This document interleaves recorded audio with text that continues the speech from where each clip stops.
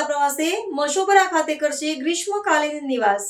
ભારતના રાષ્ટ્રપતિ દ્રૌપદી મુર્મુ સોમવારથી હિમાચલ પ્રદેશના પાટનગર શિમલાની 5 દિવસીય મુલાકાતે પધારી રહ્યા છે. આ પરંપરાગત ગ્રીષ્મકાલીન પ્રવાસ દરમિયાન રાષ્ટ્રપતિ શિમલાના મશોબરા સ્થિત રાષ્ટ્રપતિ નિવાસ ખાતે નિવાસ કરશે.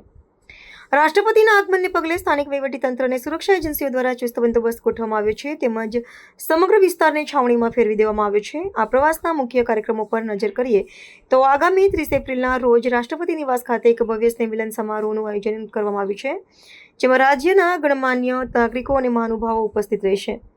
ત્યારબાદ 1 મેના રોજ રાષ્ટ્રપતિ શિમલા સ્થિત થલસેના તાલીમ કમાન્ડની મુલાકાત લેશે, જ્યાં તેઓ સૈન્ય અધિકારીઓ સાથે સંવાદ સાધશે અને સુરક્ષા સજ્જતાની સમીક્ષા કરશે.